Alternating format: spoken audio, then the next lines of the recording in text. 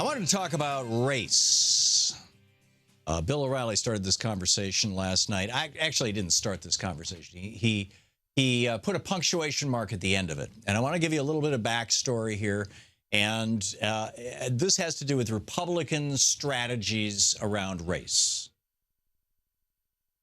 And in fact, I'm probably going to ask my chat room for a little help here, which you can drop in. It's free, fun, and all that kind of stuff over at thomhartmann.com. And of course, there's one on YouTube as well. But let me start at the beginning here. Well, actually, I'm going to start at the beginning, and then I'm going to go into the Wayback Machine, right? We're going to go back to the 1960s. So Michael Tesler writes, he's an associate professor of political science at UC Irvine. He's African-American. He writes a piece over at Huffington Post titled, "Trump Voters Think African-Americans Are Much Less Deserving Than, quote, average Americans." And, this is a pretty good poll. I mean, it was over 1,000 people were polled, and, which is solid in statistics world. And they polled Trump voters and Clinton voters, and they asked the questions, have blacks gotten less than they deserve? Have average Americans gotten less than they deserve? Right? So among Clinton voters, it was evenly split. 57-57. 57% of them answered yes to both questions. They, basically a majority, a small majority, but a majority of Clinton voters said, yes, black people have gotten less than they deserve. And frankly, everybody has gotten less than they deserve. And I mean, if you look at what Reaganomics has done to our country, certainly that everybody has gotten less than they deserve is not arguable. And, blacks having gotten less than they deserve, it seems like common sense, right? I mean, it's... You look at the history of race from slavery to Jim Crow to institutionalized racism and apartheid to which is continuing to this day in many ways. But if you ask Trump voters, 64% of them say average Americans have gotten less than they deserve. Average Americans, probably in Trump world, meaning white people. And only 12% of Trump voters say African Americans have gotten less than they deserve. So where's this come from? Over at the forwardprogressives.com blog, back in June of 2013, Alan Clifton wrote a fascinating little piece titled "The Truth About Republican Racism and the Southern Strategy." I recommend the blog to you, even though it's 3 years old. Alan Clifton still wrote a brilliant piece. And he notes, in 1948, now here's where we step into the Wayback Machine. In 1948, President Harry Truman made one of the boldest public moves by a Democrat towards civil rights for African Americans by creating the President's Committee on Civil Rights and ending discrimination in the military. That was Harry Truman. At the Democratic National Convention in 1948, a call was made for civil rights, prompting at least 35 Southern delegates to walk out. They also created, these guys who walked out, they created a short-lived political party. It was referred to as the States' Rights Democratic Party. We know of them historically as Dixiecrats. This party lasted for 2 years, one election. And then the Democratic Party continued going in the direction that Harry Truman had set it on of equal rights racially, or, setting that as a goal with the 1964 Civil Rights Act and the 1965 Voting Rights Act. So how did we get to where we are now, and what are Republicans talking about when they talk about race? In order to understand this, it's really important to understand Nixon's Southern strategy.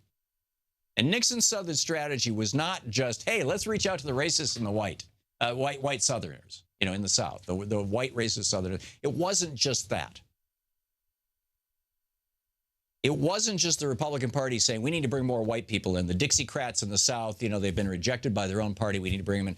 It was a specific strategy to, quote, blacken, end quote, the Democratic Party in the perception of white people in the United States of all parties. I refer you to an article in 1970, May 17th, 1970. This is in the second year of the second term of the Nixon administration. Excuse me, the second year of the first term of the Nixon administration. And it's by James Boyd, B-O-Y-D, May 17, 1970. It's titled Nixon's Southern Strategy. It's in the New York Times archives. If you subscribe, you can easily read it. And it's really all about Kevin Phillips, who, by the way, has turned into one of our great public intellectuals and has written some amazing stuff. But back then, he was basically a hack for the Republican Party, using his intellectual powers. I mean, he had an office 3 doors down from John Mitchell in the Nixon White House, organizing this stuff. And back in 1966, this was before Nixon was in power, he said, you're going to see this happen. We're going to see this working in the elections. It's all in the charts. Now, what was this that he was talking about? The article by James Boyd notes, for 2 years, Phillips had been measuring a rising revolt in these areas being principally, he was talking about Italian assembly districts, recalcitrant Irish districts, basically, you know, Tammany, Al Smith districts. We're talking about northern white areas and the South. And Phillips had not long to wait. In Maryland, this is the 1966 election. This was a you know, between the 64 presidential election, 68. This was a, you know, interstitial here.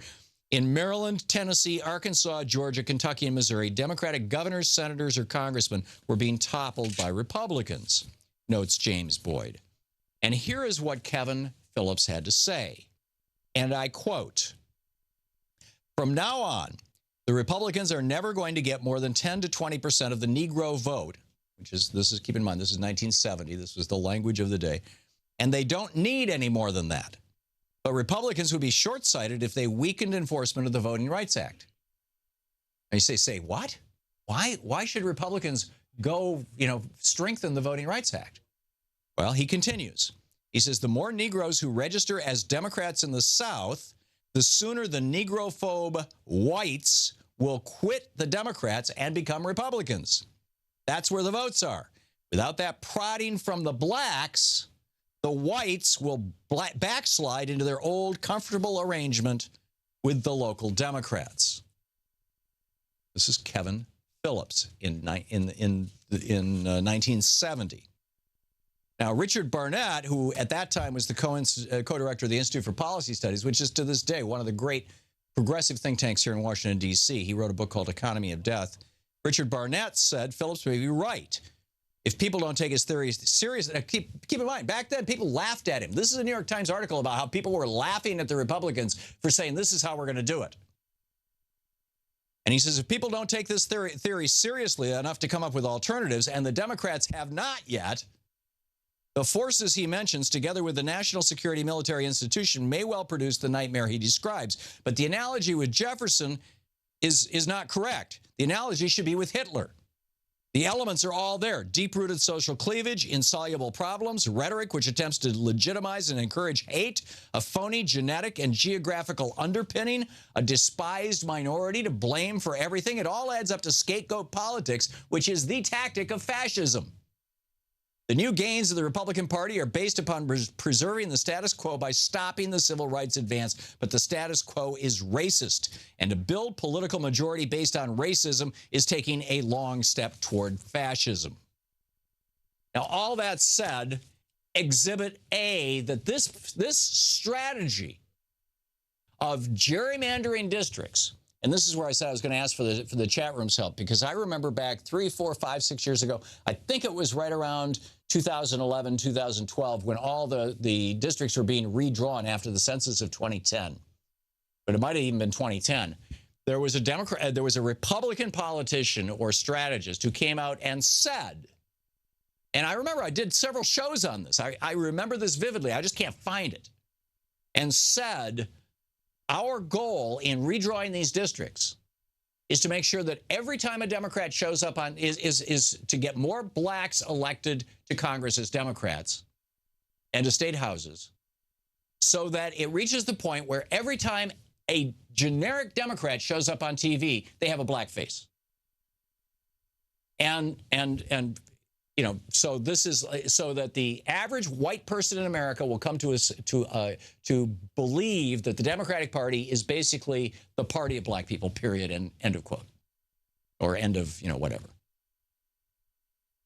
And the other thing that, and so there's some code here. The other piece of the code is, government employees, the civil service was one of the first organizations to start integrating aggressively. And so there are a lot of African Americans working for government. So when Republicans talk about lazy government workers, this is code.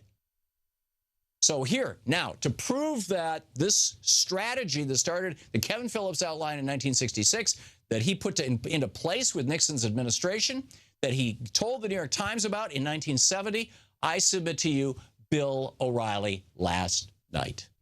Talking Points believes this is all about race. Yeah, it's all about race. White privilege in America as an oppressive force that must be done away with. Oh, it's not oppressive. Therefore, white working-class voters must be marginalized. And what better way to do that than play victim, center the Bill. voting power in the cities? Right. Very few commentators will tell you that the heart of liberalism in America today is based on race. See, I'm telling you, almost every issue. Conservatives set this up. White men have set up a system of oppression. That system must be destroyed. Right. Liberalism is based on race. This was, see, the reason, if we had districts that were not racially gerrymandered, you would have both blacks and whites, you'd have showing up on TV and whatnot. And this is not to say, gee, black people shouldn't be on TV. I mean, please don't take that from what I'm saying. What I'm saying is that there is a deliberate strategy on the part of Republicans to, number one, represent the Democratic Party as the party of minorities. And there's, frankly, nothing wrong with the Democratic Party being inclusive and wanting minorities. In fact, it's a good thing. The Republican Party should do the same thing. They're refusing to. That's the evil. But anyhow, O'Reilly continues. This is where he just kind of puts the pin in the on the board here. So-called white privilege, bad. Diversity, good. If you look at the voting patterns, it's clear that the Democrats are heavily reliant on the minority vote. Also on the because of vote. Gerrymandering. White men have largely abandoned the Democrats. And the left believes this is because of racism, that they want to punish minorities, keep them down. So that's what's really going on. This is Nixon's strategy. You hear about the Electoral College and how unfair it allegedly is. Summing up, left wants power taken away from the white establishment. Right. They want a profound change in the way America is run. Taking voting power away from the white precincts is the quickest way to do that. And O'Reilly's making an argument for maintaining the Electoral College, saying, hey, rural white people in states that are mostly white should continue to have an disproportionate amount of power. He's basically admitting that there's white privilege, and he's not only admitting but basically bragging that the Republican Party is the party of white people, that they've succeeded in pushing black people into basically, not only have housing policies been used to racially gerrymander communities, for purposes of banking and everything else, but now it's political. And this is the Republican Party. I mean, you talk about, de facto, it is no longer de jure segregation. Well, arguably under gerrymandering, it's de jure, it's by law, segregation by law, at least for political purposes. And this is what these guys are talking about. This is all, when you hear Republicans talking about race, what they're really saying is we are going to use the racial, the probably 60-70% of white people who think that white people are superior to black people. We're going to use that as a political wedge to promote the Republican Party and demote the Democratic Party. And this is a strategy that has been going on since 1966. Kevin Phillips first laid it out and was put into place by Richard Nixon aggressively. The New York Times reported on it in 1970. And now Bill O'Reilly basically bragging, hey, we succeeded. We'll be back. This is the Thom Hartmann Program. So, end of rant. I realize it could be taken 16 different ways, and no doubt will be. But I think it's important that we walk into this stuff eyes open.